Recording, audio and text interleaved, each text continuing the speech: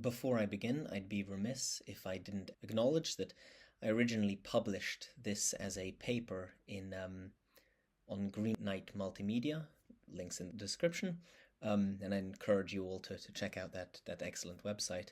They also have a YouTube channel, also very much well worth checking out. So let's begin. In this video, I will address the question of the spiritual dimensions of violence in the context of modernity through the lens of the Perennialist school of philosophy. Specifically, I offer some considerations on the dilemma of the Kshatria or warrior type in the modern world. In what follows, I will briefly consider the Perennialist understanding of what a Kshatria is. Thereafter, the unique predicament of their role in modernity is discussed in contrast to that of other psycho-spiritual types. Before concluding, I will offer some considerations on how a Kshatria may handle the challenges of modernity. Kshatria is a Sanskrit word normally taken to denote warriors in the Hindu caste system. However, from the Perennialist perspective of René Guénon, caste is not a specifically Hindu phenomenon, but one universally applicable to humanity in general. Caste denotes the doctrine that the chief determinant of one's character is neither environmental nor biological, but the complexion of one's soul. The existence of the soul preceding birth, the individual is born with an innate disposition. By virtue of this psycho-spiritual nature, each individual is called to a particular type of work. This work is what is known as a vocation. It can be found in different forms in all of the world's traditional civilizations, but it is Hinduism that offers the clearest and most detailed articulation of this doctrine. For this reason, I shall follow the Perennialist custom of using the Sanskrit. This does not imply the imposition of a Hindu worldview upon other civilizations, or the decontextualization of a notion specific to that religion. Indeed, if so inclined, one could just as easily resort to Kshatriya analogues as found in other traditions, for example, the Japanese samurai or warrior monks, the second estate of Western and Eastern Christendom, or the guardians of Plato's ideal state. It is worth noting that, in contemporary majority Muslim Indonesia, the word Kshatriya is used not only to denote its own historical Hindu warrior caste, but also refers to the samurai as well as Western knights. To the modern mind, the word caste conjures up images of shocking social discrimination against so-called untouchables in South Asia and, to a lesser extent, similar classes of people in Japan. Such phenomena are degenerated remnants of the traditional caste system, so they should not inform our proper understanding of its true nature. In order to avoid such erroneous associations, it may be useful to think of a caste as a psycho-spiritual type. In its most accurate sense, caste is not a system of entrenched privileges, but rather a way of understanding how human beings can fulfill their vocation in this life. In other words, living in a manner that is faithful to one's true calling, thus benefiting both oneself and others in society. The confines of this video do not permit a thoroughgoing discussion of caste as a universal phenomenon. For the present purposes, it will suffice to discuss only the Kshatriya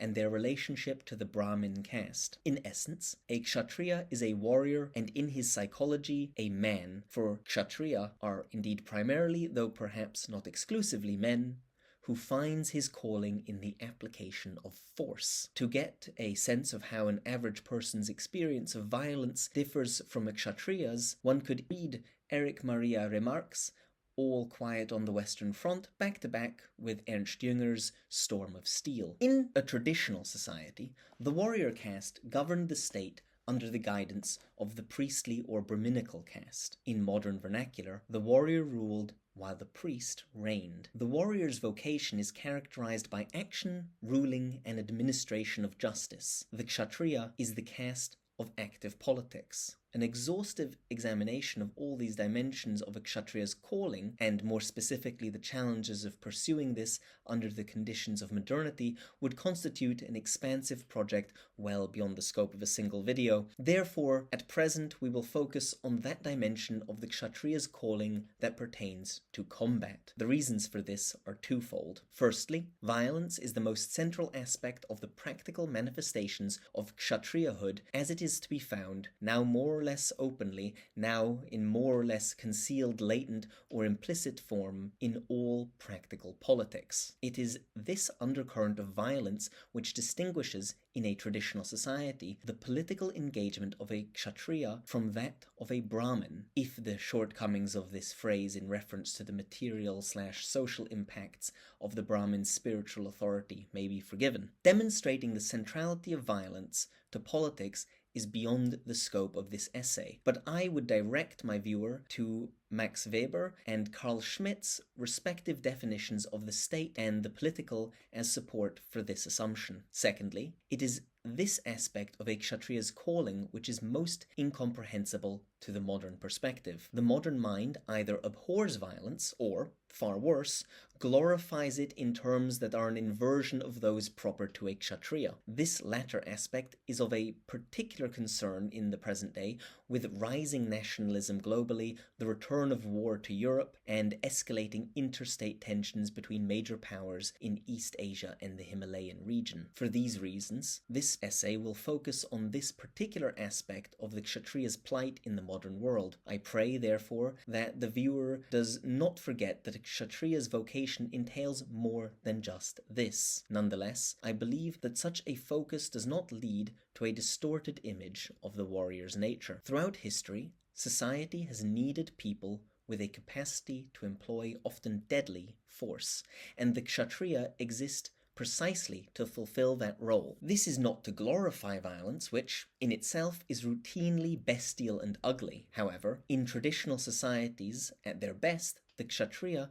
could deploy violence in such a way as to alchemically transform what is otherwise something debased and dehumanizing into an experience of transcendence. For most people, engaging in violence has a corrupting influence on the soul, degrading them from a human to a bestial or even demonic level. A Kshatriya, by contrast, is predisposed in such a way that given the proper context he can approach violence, not with an attitude of desperate self-preservation or wanton bloodlust, but in a spirit of asceticism and self-sacrifice, thus transmuting his experience of it into something more noble. What then of this context? Brahmins are the priestly caste whose psycho-spiritual orientation is towards a contemplative and intellectual, in the Thomistic sense of the word, experience of the transcendent. Their role as the head of the social organism, a metaphor employed by the Hindu, Buddhist, and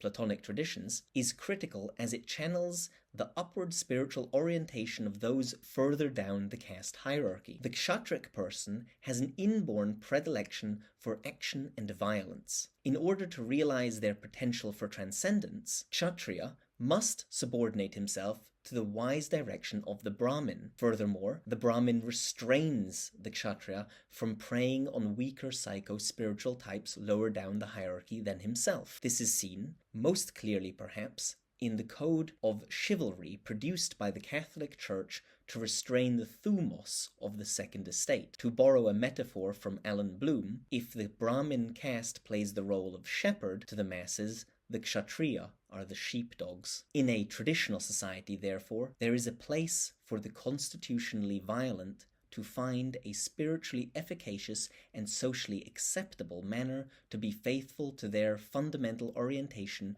through subordination to their superiors. This submission to the absolute's earthly representatives channels their violence into physical struggle as an outward means of provoking an inward struggle, or, using Islamic terms, having recourse to a lesser jihad in pursuit of the greater jihad. By acquiescing to the guiding light of the Brahmin, the Kshatriya finds a path to transcendence opened up while serving to thwart the worst excesses of his destructive tendencies. The management of the Kshatriya is much like that of a highly combustible fuel, beneficial if properly directed, disastrous if not. Not only is spiritual realization through violence a means only available to those with a kshatric spirit, but non-martial vocations would be spiritually unwholesome and inappropriate for the warrior. So, in a traditional society, the not insignificant minority of men born with an aggressive and combative disposition can now pursue a means by which, to borrow from Buddhist parlance, their poison may be turned into medicine. Having understood the function of the kshatriya in traditional society, we may better appreciate the difficulty they face living in modernity. I would assert that such men do live in modern times, for the institutionalization of caste at its best is not simply a creation of social convention, but reflects the already existing differentiation of people into different psycho-spiritual types, which are integral to the human condition. In the modern world, the kshatriya faces an unenviable plight. The dynamics of so-called progress are such that the normal route for the kshatriya to fulfill himself have been cut off. Almost everywhere in the world, Brahmins have been unseated from their position of dominance. Modern nationalism has substituted the fiction of the people for the absolute as its basis of legitimacy, and the juggernaut state has monopolized all socially legitimate violence. Furthermore, the unique nature of the kshatric spirit means that avenues for them to approximate a normal existence in modernity are fewer compared to opportunities available to other psycho-spiritual types. Finally, thinkers who are preoccupied with the manifold problems of modernity do not, generally, address the concerns of kshatric individuals. It is plain to see that Brahmins have been removed from their dominant positions and banished to presiding over the private realm of religious belief. That is to say, temporal powers everywhere no longer subordinate themselves to spiritual authorities. Secular elites today do not derive their legitimacy from above, so to speak, by conforming to the absolute, but rather from below, in that they aim to divine the supposed will of an abstraction called the people. Buddhist monks, who never used to bow to emperors, now regularly salute national flags. Thus, the kshatriya no longer have an empowered Brahmin caste to which they can submit, as was the norm in traditional societies. I would expect that the reflexive response to the question, what is a warrior in modernity to do, would be to say that they should, of course, join the military. But the military is a place for soldiers, not warriors. The word soldier has practically an identical etymology to mercenary. The modern military has had every vestige of spirituality stripped from it, making it merely a profession. The most high-minded ideal that modernity can offer the average soldier is to die for their country. That is to say, for this spurious entity called the people, rather than for highest reality. A soldier's loyalty to his commanders, and the politicians who command them in turn, stems from an expected allegiance to this deified mass. This stands in stark contrast to the kshatriya's higher obedience to sacred authorities, a faithfulness that stems from a devotion to that which is sacred. This alone can legitimize true authorities, by either making them representatives of the divine, as with the Pope, or by having the highest Brahminical authorities participate ontologically in the absolute, as with the Buddhist Bodhisattva king or the Ruist sage king. The corrupted orientation of the soldier's loyalty negates the spiritual possibilities afforded by war. Most conflicts in history have been motivated by the pursuit of glory and power for the state or, less edifyingly, material gain. However, they also possessed a spiritual dimension for those kshatriya engaged in combat. In some instances, the prime or even sole impetus behind their physical struggle was the pursuit of glory directed towards the divine, at least among the nobler cohort of the combatants. Examples that readily spring to mind include the early expansions of Islam across Western Asia, and the first Christian crusades against the northern pagans, followed later by offensives against the Muslims. Again, this is not to gloss over the atrocities committed by both sides in these events. Rather, we wish to point to the alchemical transformation made possible by pre-modern warfare, which allowed the raw brutality of conflict to be sublimated into something of enduring spiritual value. At its best, when violence is approached as a sacred asceticism free of hatred, combat can become a vehicle for reciprocal mercy, whereby combatants may afford each other the opportunity to enter heaven as martyrs. The best example of this, to my knowledge, is the relationship of mutual respect, even admiration, between the Crusader Richard III and the jihadi Saladin during the Third Crusade. All warfare is replete with tragedies. However, in its modern form, it has been stripped of opportunities that would otherwise have afforded divine compensations for the cruelty of armed conflict. Combat today aims for nothing higher than the glory of the false deity embodied by the nation-state, or even worse, base greed for lucre. Perhaps one of the greatest claims of modernity is to have given humanity true progress by reducing violence and armed conflict in the world. It is beyond the scope of this essay to address this claim fully. Suffice it to say that this is a highly contestable claim. Apart from anything else, the decline in violence in most societies is primarily the result of a state's ability to control its citizens, not an improvement of their character. Accordingly, this so-called progress, that is to say, modern states' effective control or containment of violence, means that there are increasingly fewer avenues for the exercise of violence outside of the state.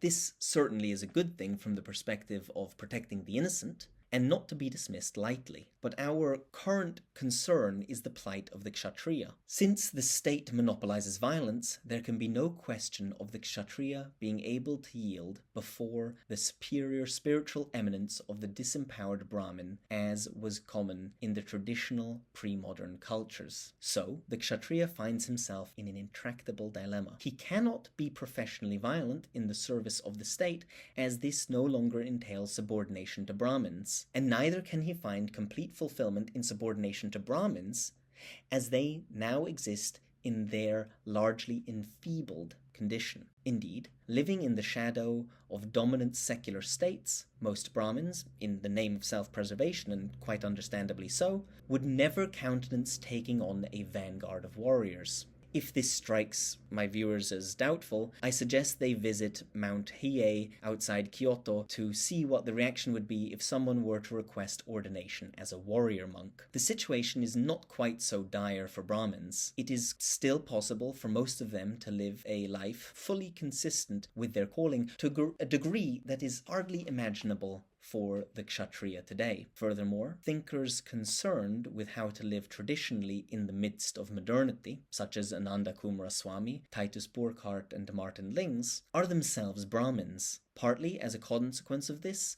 their writings are largely addressed to their own type. This leaves precious little guidance for the Kshatriya stranded in the modern world. Perhaps the Perennialist school could be constructively criticized from this perspective. Given that Perennialists are Brahmins, and thus spiritual leaders, it is incumbent on them to offer the Kshatriya assistance and guidance in their plight. The deleterious effects of this absence of direction have been compounded by a host of pseudo-opponents of modernity who have stepped into the breach.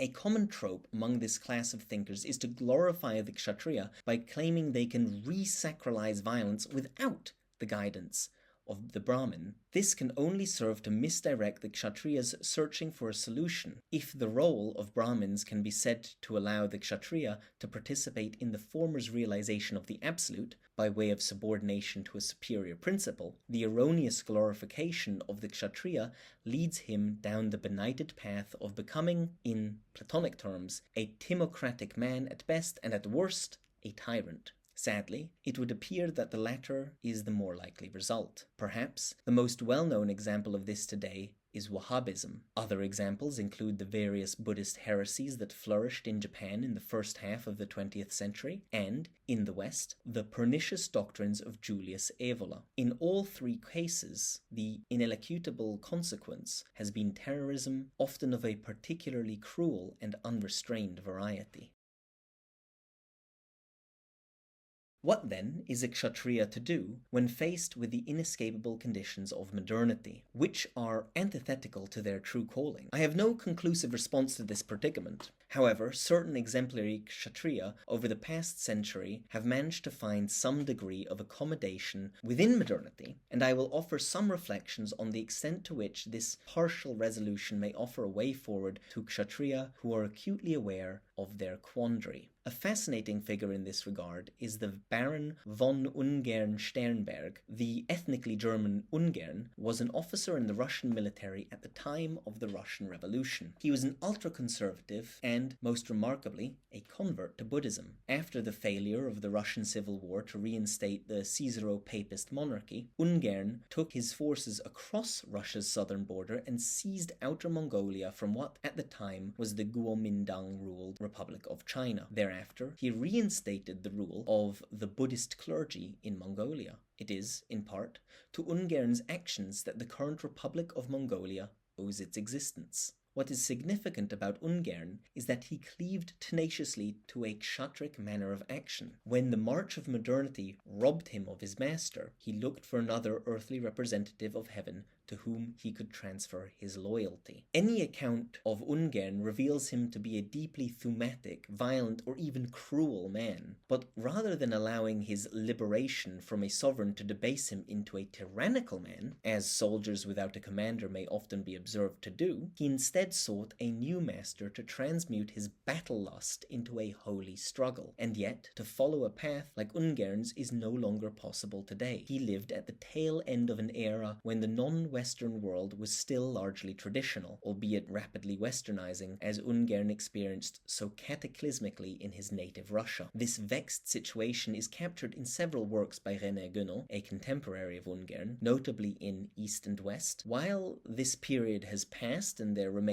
practically no spiritual authorities to whom a kshatriya could transfer their loyalties, perhaps something of value can be gleaned from Ungern's own inner attitude to the plight of the warrior today. A second, and perhaps particularly radical example, is that of Mishima Yukio. Mishima was a Japanese novelist from a samurai family working in the aftermath of the Second World War. One of Mishima's chief concerns, though one he expressed more aesthetically than systematically, was how to live an authentic kshatric experience in modernity. Ultimately, Mishima committed ritual suicide after a failed coup attempt to have the divinity of the Japanese emperor reinstated. There is disagreement among scholars as to whether this was a genuine attempt at a coup or one that was undertaken with no hope of success, so as to simply afford an opportunity for Mishima to seek a samurai's death with dignity. Either way, and without wishing to condone coup attempts anywhere, Mishima's actions are admirable from the perspective of trying to live an authentically kshatric life. It should be remembered that, in East Asian tradition, the emperor is an essentially Brahminical figure, analogous in the West, not so much to emperors, as to popes. It is difficult to denounce a kshatriya who demands that his master be a master, that he might have a Brahmin to whom he may submit himself. When Brahmins refuse or are unable to play their part as superiors, there is perhaps no better way for a kshatriya to serve his cause than this kind of self-destruction which, in its own way, serves a symbolic purpose. I'm unsure of what Mishima would have thought about what I'm about to say, but it bears keeping in mind that Japan's departure from traditional norms occurred not in 1945, but in 1868. The Edo period prior to that saw its own challenges to the kshatriya. The highly pacific nature of this era meant that there were no opportunities for combat wherein the kshatriya could test himself. The kshatric solution to this challenge was to cultivate an inner attitude of absolute loyalty to those higher in the caste hierarchy than themselves. This attitude is crystallized in a famous work of this period, Yamamoto Tsunetomo's Hagakure, a text on which Mishima wrote a commentary. It has not, to my knowledge, been commented on that this aspect of the Hagakure parallels another classical spiritual manual for the Kshatria, the Bhagavad Gita. Both of these texts place the emphasis on exhorting the Kshatriya to embrace an inner attitude, to cultivate an absolute determination to fulfill their sacred duty or svadharma should the opportunity arise, an integral part of which is loyalty and subservience to a legitimate master. Currents like Wahhabism and the political writings of Evala are, aside from their other destructive effects, detrimental to the spiritual well-being of the Kshatriya as they deceive him into thinking that he needs no master. The dilemma of the Kshatriya in modern society is thus a truly unenviable one. The examples of Ungern and Mishima belong not so much to the present stage of modernity's descent, but to an earlier stage just past. Their example is instructive in terms of the inner attitude a Kshatriya should take, but offers no signposts for the way forward when engaging with the world. Without purporting to address this question conclusively, we shall, before concluding, turn to an arguably counterintuitive model as a guide to action.